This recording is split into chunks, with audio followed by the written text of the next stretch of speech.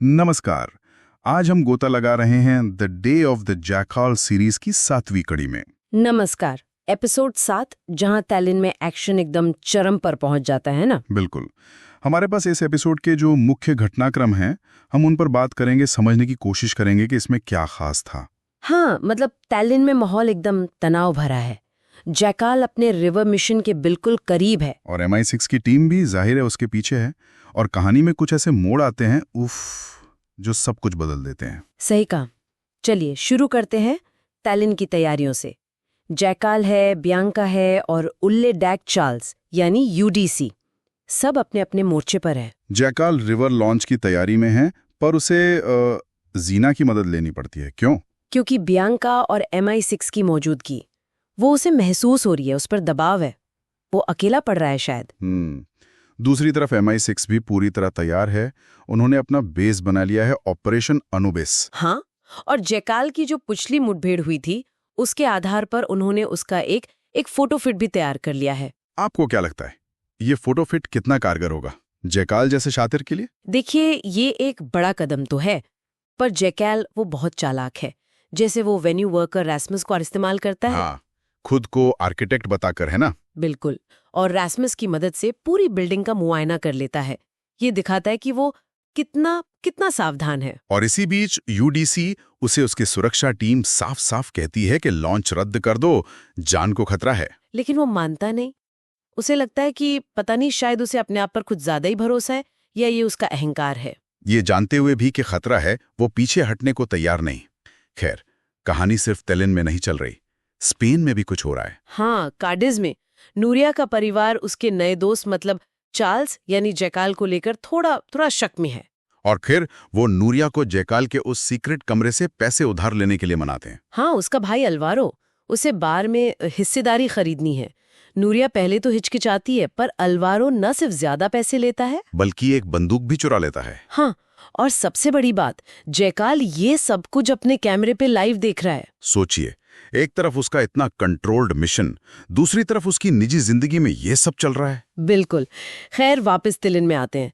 MI6 को उस फोटोफिट से एक लीड मिलती है। पीटर गिब्सन नाम का शख्स जो एक एयरबीएनबी में रह रहा है। सही। बियांका और विक्टर वहां पहुंचते हैं और उन पर हमला हो जाता है। वो बच तो जाते हैं, पर बियांका को यह एहसास हो जाता है कि निशाना असल में वो खुद थी। और ये उसके लिए बहुत बड़ा टर्निंग पॉइंट है। अब ये मिशन उसके लिए पर्सनल हो गया है, खतरा बढ़ गया है और शायद उसका इरादा भी और पक्का हो गया है। उधर जैकाल क्या करता है? वो एयरबीएनबी छोड़ देता है। हाँ, और जाकर रैस्मस के पास पनाह लेता है और उसे क्या कहता है कि तुम्हारा चेहरा भले आदमी का चेहरा है। क्या ये सिर्फ एक और चाल है, या वो सच में कुछ महसूस कर रहा है? कहना मुश्किल है, लेकिन इसके बाद वो रैस्मस के पास भी नहीं रुकता। वो वेन्यू में ही एक झंझरी के पीछे छिप जाता है 2 दिन तक। और वहां उसे पुराने दिनों की यादें आती हैं। सेना के दिन, नूरिया से पहली मुलाकात। हाँ, ये जैकाल की कॉम्प्लेक्सिटी दिखाता है। एक तरफ वो इतना क्रूर हत्यारा है, दूसरी तरफ उसके अंदर भी कुछ चल रहा है। फिर लॉन्च का दिन आता है। सुरक्षा एकदम चाक चौबंद, police, guards, secret service. UDC bullet proof glass के पीछे है। इवेंट टीवी पर लाइव है, दुनिया देख रही है। बियांका का परिवार लंदन से, विंथ्रोप न्यूयॉर्क से, सब देख रहे हैं। रीमा बटन्स, वो एक्टिविस्ट, UDC का परिचय कराती है। और जैकाल अपनी पोजीशन ले लेता है, निशाना साधता है। और तभी बूम, कहानी में वो जबरदस्त ट्विस्ट आता है। पर कूदता है और UDC पर हमला कर देता है। हालांकि वो हमला नाकाम रहता है, पर ये दूसरा शूटर कौन है, कहां से आया? यही तो सबसे बड़ा सवाल बन जाता है। और इस पूरी अफरा तफरी में जैकाल भी गोली चलाता है, पर निशाना चूक जाता है। लेकिन उसकी इस चूक से बियांका और विक्टर को पता चल जाता है कि जैकाल वहीं है। हाँ, उसकी पोजीशन पता चल जाती है। मिशन फेल, जैकाल को वहां से निकलना पड़ता है। वो भीड़ का फायदा उठाकर भाग निकलता है, लेकिन बाहर उसे रासमस देख लेता है, पहचान लेता है। और फिर जैकाल क्या करता है? वही जो जैकाल करता है, उसे रासमस को चुप कराना है। वो बेचारे रासमस की गर्दन तोड़ देता है। उसी रासमस की जिसे उसने भला आदमी कहा था। हाँ, यहाँ उसकी क्रूरता एकदम साफ दिखती है। अपने लक्ष्य के लिए, अपनी जान बचाने के लिए वो कुछ भी कर सकता है, किसी को भी मार सकता है। तो इस कड़ी के अंत में हमारे पास क्या है? हत्या का प्रयास विफल, जैकाल फरार, रासमस की दुखद मौत, और सबसे बड़ा रहस्य, ये दूसरा शूटर कौन है? बिल्कुल, देखिए, जैकाल अब बेनकाब होने के और करीब आ गया है।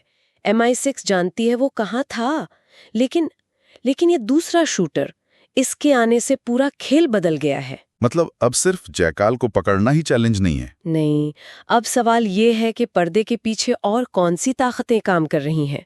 ये कौन है जो UDC को मारना चाहता था? क्या ये कोई बड़ी साजिश है? ये सवाल वाकई सोचने पर मजबूर करता है कि अब आगे क्या होने वाला है, जयकाल के लिए, बियांका के लिए और इस रहस्यमयी दूसरे शूटर के लिए। बिल्कुल। आगे की कड़ियों में शायद हमें इसके जवाब मिले।